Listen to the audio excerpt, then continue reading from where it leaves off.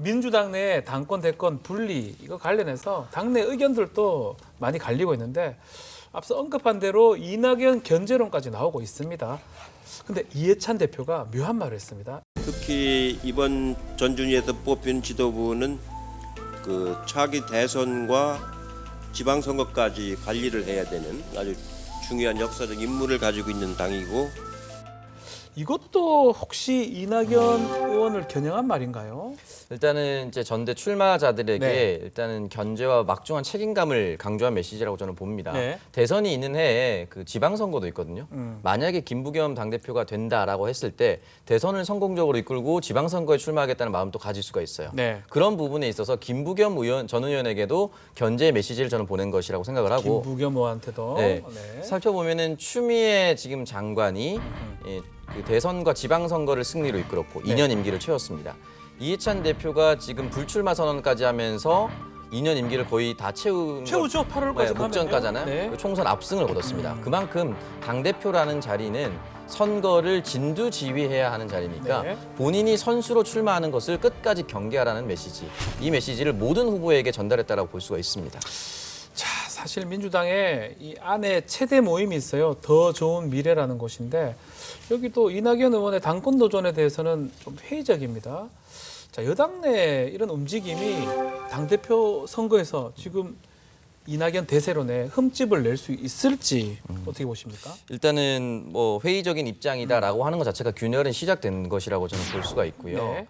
이 더 좋은 미래 같은 경우도 민주당 내에서 아주 유력한 계파 중에 하나입니다. 꼭 한 번씩 원내대표 후보군을 출마를 시켰고요. 이번에는 이제 출마 안 시키긴 했지만 네. 그런 면에 있어서 당권과 대권을 독식하는 것이 과연 옳은 것이냐.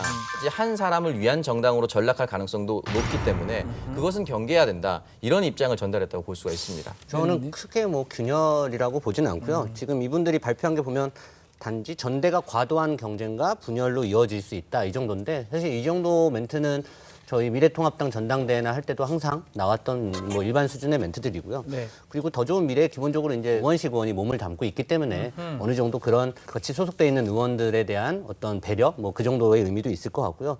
명확히 얘기하면 딱 하나, 그 이낙연 대세론에 균열을 낼 수 있는 거는 문재인 대통령밖에 없다. 저는 그렇게 생각합니다. 문재인 대표밖에 없다. 그렇죠. 문재인 대통령이 이낙연은 안 나갔으면 좋겠다라고 넌지시라도 얘기를 한다면 되겠지만, 사실은 이제는 이낙연 대세론에 균열을 낼 수 있는 부분이 크지는 않지 않을까 생각합니다. 네. 나가지 말아주세요. 대통령께서요. 나가지 말아주세요. 이번엔 좀 참으세요. 그러지 않을 겁니다. 아마. 그래요. 네.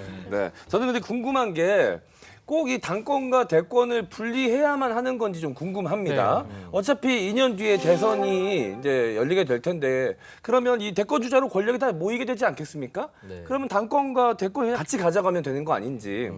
근데 사실 안 이제 돼요, 그게? 이게 대선 후보가 정해지기 전까지 이 당권과 대권의 싸움은 단순히 전당대회를 한 번 더 치르는 것 이상의 의미가 있습니다. 네. 오히려 이 전당대회 한 번 더 치르는 것은 큰 의미가 되지 않을 수가 있어요. 제일 중요한 것이 뭐냐면 대선 후보를 뽑기까지의 예비 경선 룰 세팅이 있고요. 이게 가장 큽니다. 그리고 그렇죠. 예비 경선을 치르기 위한 조직이라든지 지역 조직과 당내 요직, 이런 부분을 주로 다 당대표가 선점할 수가 있고요. 자, 이거는 뭐 미래통합당에도 한번 여쭤볼게요. 당권, 대권은 분리하느냐 마느냐, 이것도 민주당에서도 계속 논쟁을 해왔고, 또 미래통합당은 뭐 그렇지는 않은 걸로 제가 알고 있는데 어떻습니까? 아닙니다. 저희도 미래통합당도 미안합니다. 네, 대선 저희는 오히려 더 강합니다. 1년 6개월 전입니다. 저희는 1년 6개월 전에 예. 선출직 당직자는 다 사퇴를 해야 됩니다. 그러니까 뭐 대표뿐만 아니라 최고위원이 되더라도 최고위원도 대선을 사퇴해야 나가려면 하고. 네. 저희는 좀 더 기간이 길고요. 예. 사실 이게 과거 이제 당권 대권 분리가 보통 2002년부터 이제 본격화됐는데, 한참 전이죠. 예, 그 전에 사실 뭐 다 기억하시겠지만 김영삼 총재라든가 김대중 전 대통령도 그렇고 뭐 이해창 총재, 이런 어떤 인물에 기대하는 인물 정치가 주로 이뤘기 때문에 그런 부분에 대한 폐단을 좀 고치고자 당권과 대권을 분리했고, 실제로 2002년도에 이제 노무현 대통령 나올 때 저쪽 당에서는 이제 한화갑 대표였고요. 저쪽 땅이 아니고. 아, 네. 아니 그 당시 당명이 뭐였는지 갑자기 기억이 안 나서 민주당이었죠. 민주당이었죠. 계속 민주당이었습니다. 예. 앞에가 뭔가 달렸어도 민주당에서는 이제 한화갑 대표였고, 네. 이제 저희 당에서는 이해창 후보가 나갈 때 서청원 대표, 이런 식으로 좀 분리를 했는데, 뭐 이제는 사실은 그런 반대론자들도 있습니다. 과거처럼 그렇게 특정 인물 중심의 정치가 이제는 예전 같지 않지 않겠느냐. 네. 그래서 폐지를 하자는 주장도 있지만, 사실상 아직까지는 또 특히나 이번에는 지방선거가 또 같은 해에 있기 때문에 분명 만약에 이게 같이 간다면 지방선거 출마자들이 다 대선 후보에게 줄을 설 수밖에 없는 상황이고 네. 그건 장기적인 관점과 정당 민주화 차원에서도 나눠서 가는 게 맞는 방향이라고 생각합니다. 그렇군요. 네.